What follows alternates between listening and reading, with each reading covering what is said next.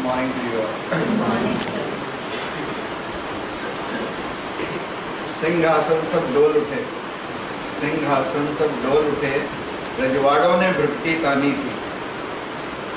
दूर अंग्रेजों को भगाने की सबने दिल में ठानी थी। बूढ़े भारत में फिर से छाई जवानी थी। बुंदेले हर बोलों के मुंह, हमने सुनी कहानी थी। खूब लड़ी मर्दानी वो तो 1857 का युद्ध, जो भारतीय इतिहास का स्वाधीनता संग्राम का पहला युद्ध माना जाता है। हालांकि इससे पहले पंजाब में छोटा गल्लूगारा, बड़ा गल्लूगारा के नाम से कई प्रयास हो चुके थे। Actually the thing started from 1757। 1757 में जब प्लासी की लड़ाई हुई और अंग्रेजों का प्रभुत्व भारत पर छा गया। प्लासी की लड़ाई में अंग्रेज जीते अपनी वजह से नहीं, अंग्रेज जीते भारत के गद्दारों की वजह से। मीर कासिम जो सिराजुद्दौला का सेनापति था, वही अंग्रेजों की तरफ जाकर खड़ा हो गया। तो सिराजुद्दौला जो बंगाल का नवाब था, उसका हारना निश्चित था। बंगाल जीतने के बाद अंग्रेजों ने लगभग भारत के सभी हिस्सों को विजय प्राप्त की।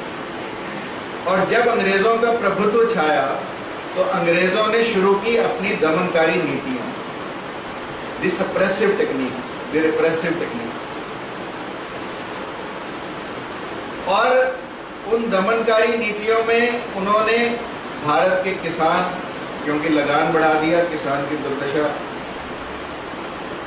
ऐसे ही बुनकर कि खड्डी पर कपड़ा बने और थान का थान अंग्रेज उठा कर ले जाए और अपने मार्का से बेचे। उसी कपड़े को इंग्लैंड ले जाए, इंग्लैंड से वापस हिंदुस्तान लेकर आए और महंगे रेटों पर बेचें और सस्ते रेटों पर खरीदें। यानी बुनकर की हालात भी खराब अंग्रेजों ने कर दिए।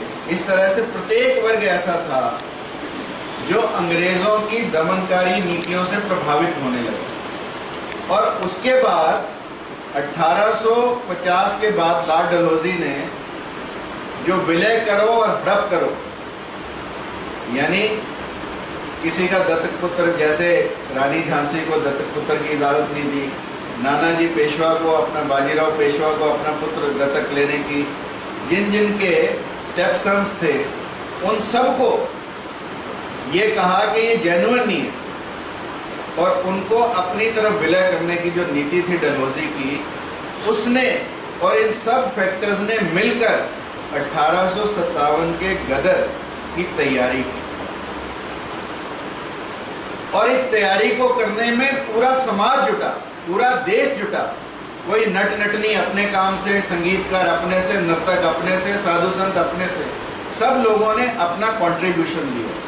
और मंगल पांडे की जो बंगाल रेजिमेंट थी, ये जो, इसमें पहले एक नट नटनी आए। उन्होंने अपने नृत्य के माध्यम से जितने भी सैनिक थे उनके अंदर क्रांति की ज्वाला पैदा करने की कोशिश की। और जब ये नट नटनी बंगाल रेजिमेंट में आए तो जो वहाँ का सूबेदार था उसने कहा भी हमें तो परमिशन नहीं है तुम्हारा नाटक करवाने। नट नटनी ने एक अंग्रेजी का पत्र निकाला। सूबेदार को कौन सा अंग्रेजी आता? सूबेदार ने सोचा कि ये परमिशन है और उनको इजाज़त दे दी। और नट नटनी ने जो गाना गाया, लाल मुंह के बांदरों ने उड़ा दिया सारा बाग। अब कोई कैसे ढोल बजाए, कैसे कोई गाए राग। यानी there was a message, hidden message in it. लाल मुंह के बांदर कौन? उजाड़ दिया सारा बाग। बाग क्या? तो भारत देश को जिन लोगों ने उजाड़ा, उनके खिलाफ एक क्रांति पैदा करने का एक मैसेज छिपा। और तब मंगल पांडे को जब ये लगा तो उसको लगा कि कुछ ना कुछ ज़रूर है। तब जब नट नटनी चले गए, उन्हें ढूंढा मंगल पांडे ने, और फिर उनसे सारा डिस्कशन हुआ, पता लगा कि ऐसे ऐसे मई के महीने में सारी बैरक्स जितनी भी अंग्रेज़ों की छावनियां हैं उनमें सैनिक विद्रोह होगा। This was the plan. और इस प्लान को एग्जीक्यूट करने के लिए पूरा प्रसार किया गया नट नटनी के माध्यम से। जैसे मैंने कहा, ऐसे ही रोटियां बांटी गई। चौकीदार, एक गांव के लोग रोटियां बनाते, चौकीदार रोटियां बांटता और जिस घर में समाप्त हो जाती फिर बनाते और अगले गांव में बेच देते। ऐसे ही कमल के फूल बांटे गए। कमल का फूल एक फौजी को दिया, जब तक सबको गया अगले फौजी ने दूसरी रेजिमेंट में पहुंचाया, जो लास्ट फौजी। इस तरह से हिडन मैसेजेस, क्योंकि अंग्रेज़ों का बोलबाला इतना था, अंग्रेज़ों का प्रेशर इतना था, अंग्रेज़ों का डर इतना था कि लोग हिडन मैसेजेस के माध्यम से काम करते रहे। परंतु मई का इंतजार किसको था? मई होने से पहले मार्च में ही जब ये बुलेट आए जिनमें सुअर की चर्बी, या ये कोई अफवाहें नहीं थी, दे वर फैक्चुअल थिंग्स, कि गाय की चर्बी, सुअर की चर्बी इन पर चढ़ाई गई थी और इनको मुंह से खोलना था। तो कोई भी अपना धर्म, यू सी, हर राष्ट्र को, क्या हम किसी देश को सीमाओं में बांध सकते हैं? देश कोई सीमाएं नहीं है, देश कोई मानचित्र पर बना भूखंड नहीं है। प्रत्येक देश या राष्ट्र की एक चेतना होती है, और निश्चित रूप से भारत देश की चेतना भारत का धर्म है। और जब उसके धर्म पर प्रहार किया गया तो निश्चित रूप से सैनिकों के अंदर क्रांति की ज्वाला उठना स्वाभाविक था। और इस धर्म के प्रहार से मंगल पांडे के अंदर जो जोश उगला, और जिस दिन मंगल पांडे कहते हैं खड़ा था, उसके दाएं हाथ पर जो खड़ा था सैनिक वो मुस्लिम था, रमजान अली उसका नाम था, और बाएं हाथ पर जो खड़ा था उसका नाम बालेश्वर राम था, यानी हिंदू था। मंगल पांडे ने दोनों से कहा, पहले तो जो मुस्लिम था रमजान, उससे कहा कि अगर तुम्हें सुअर की चर्बी के कारतूस दिए गए तो तुम क्या उनको मुंह से काटोगे? तो रमजान अली ने कहा कि किसी भी कीमत पर अपने धर्म को भ्रष्ट नहीं होने दूंगा। परंतु जब बालेश्वर राम की बारी आई, उससे मंगल पांडे ने पूछा तो उसने कहा क्या फर्क पड़ता है, गुलामी तो अंग्रेजों की करनी है, और अंग्रेजों के डर के आगे चाहे गाय का कारतूस दिया जाए चाहे किसी और चीज़ का, मेरे को तो काटूंगा ही काटूंगा। तो मंगल पांडे ने उसे धिक्कारा। तब बालेश्वर राम ने कहा कि मंगल पांडे, तुमने भी तो इन्हीं का नमक खाया अंग्रेजों। तो मंगल पांडे ने कहा कि नमक जरूर खाया, परंतु अपने स्वाभिमान को बेचा नहीं। तब मंगल पांडे ने उन कारतूसों का प्रयोग करने से इनकार किया, और तब ह्यूसन को मारा। ह्यूसन के बाद बा आया, उसको मारा, और तब हेयर से अपनी सेना लेकर आया और उसने मंगल पांडे को पकड़ा, और मंगल पांडे ने अपने ऊपर गोली चलाने का प्रयास किया, परंतु अपनी आत्महत्या, क्योंकि अंग्रेज़ों के काबू नहीं आना चाहता था, अपने आप को गोली मारी, परंतु वो गोली ठीक जगह पर लगी नहीं, देयरफॉर पकड़ा गया। और मंगल पांडे एक ऐसा उदाहरण है जिसने अपने सिर पर कपड़ा नहीं डालने, नंगे सिर अपने आप को माँ भारती के चरणों में अपनी शीश को अर्पित किया, ऐसा मंगल पांडे। और ये अकेला मंगल पांडे नहीं था इस क्रांति के लिए। इस क्रांति के लिए कोल्हापुर, जबलपुर, विठूर, कानपुर, मेरठ, अंबाला, सहारनपुर, कौन सी ऐसी छावनी थी, कालपी की, कूच की, जहां पर ये विद्रोह नहीं हुए, परंतु मंगल पांडे ने प्रीएम्प्ट किया। Mangal Pandey was the one जिसने इसको शुरुआत किया, और जिसके अर्ली अटेम्प्ट की वजह से अंग्रेज़ों को भनक लगी, और अल्टीमेटली 1857 का जो हमारा विद्रोह था वो असफल रहा। परंतु इस असफल क्रांति ने भी सफलता के बीज बोए। इस क्रांति ने शुरुआत की, और इसमें किस किस ने हिस्सा नहीं लिया? बहादुर शाह जफर जैसे बूढ़े ने,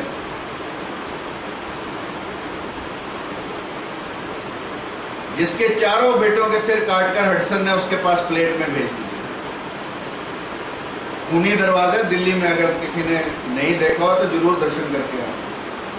ऐतिहासिक स्थल है, मौलाना आजाद मेडिकल कॉलेज के गेट के बिल्कुल opposite, centre of the Bahadur Shah Zafar मार्ग। चारों बेटों के शव वहां पर लटकाए, सिर प्लेट में रखकर, थाल में रखकर सजाकर बहादुर शाह जफर और उसकी बेगम जीनत के पास भेजे गए और साथ में संदेश भेजा गया।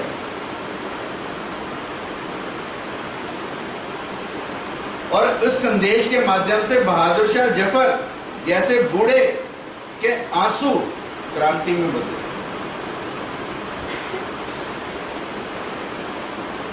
ऐसे बहादुर शाह जफर, साथ में तांत्या टोपे। तांत्या टोपे को भी 8 अप्रैल को पकड़ा गया था।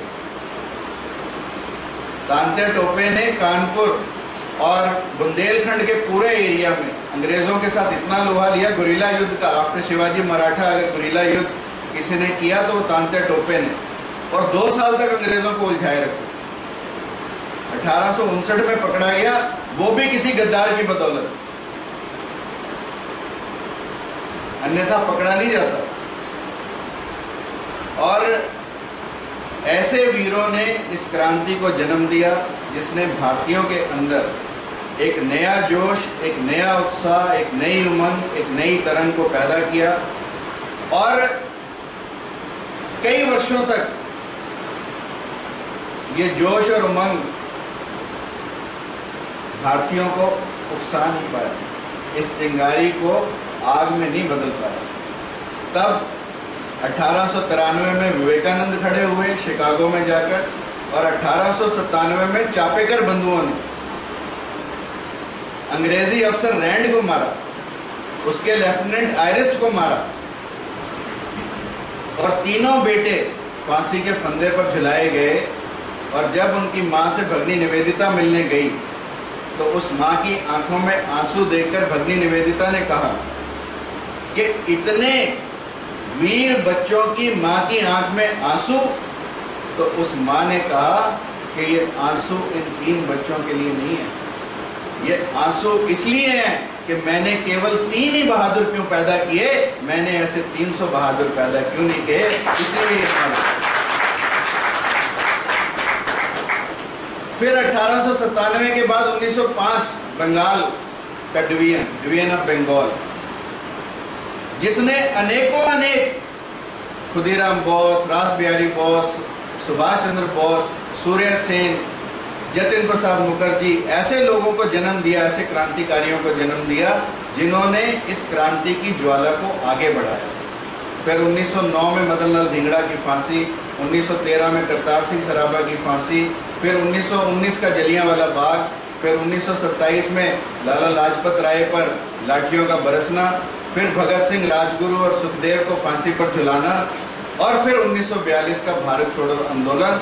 ये सब चीज़ें मिलकर, हर एक पंखुड़ी ने मिलकर एक फूल बनाया, और 1947 में भारत आज़ाद हुआ। भारत आज़ाद हुआ इन सब क्रांतिकारियों की बदौलत, इन सब नेताओं की बदौलत, जिन्होंने अपने प्रोफेशन को सबने छोड़ा, देश पहले की भावना से, राष्ट्र पहले की भावना से इन सब लोगों ने काम किया और हमें आज़ादी दिलाई। उस आज़ादी की कीमत को हम सबको समझना, that is the important thing to understand, कि इतने प्रयासों के बाद, इतने बलिदानों के बाद, इतने त्याग के बाद यदि हमें कोई चीज़ मिली तो उसकी कीमत को हम समझें और अपनी आज़ादी को बनाए रखने में अपना योगदान दें।